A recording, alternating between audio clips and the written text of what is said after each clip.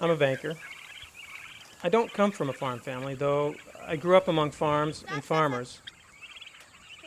We bought the farm 23 years ago. At that time, as a balance to our work lives in New York City, the farm was a place to come and relax. We restored the buildings and began with 2 pet goats, which we loved. In the early years, we brought the farm back by rotating crops, first grains, then hay, as a way to begin to restore the soils.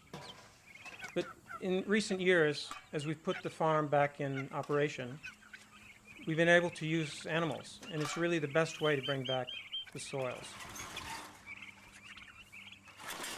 All right, you guys ready? Discovered animals can bring different things.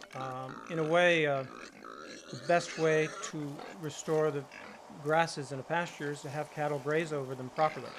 Properly means to be on them at the right time for the right length of time. But we're rotating the other animals to the fields as well.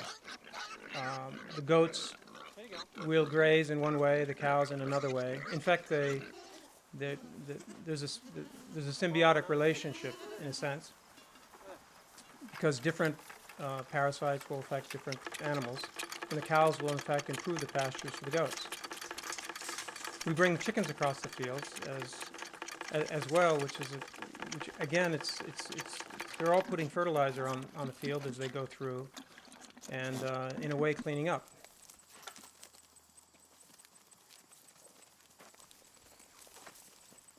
Eventually, we decided to build a farm around a goat dairy. Goats lend themselves to farm diversity. Whey from the creamery feeds the pigs. Cows and chickens follow the goats in rotation and are improving our pastures. In our case, we are fortunate to have the resources other careers can bring. We've been able to take the long-term view and restore this farm over a long period of time. Our personal investment in the farm business has been significant. We expect it to produce a return and keep this farm going for some years to come. Why? I don't know why, really.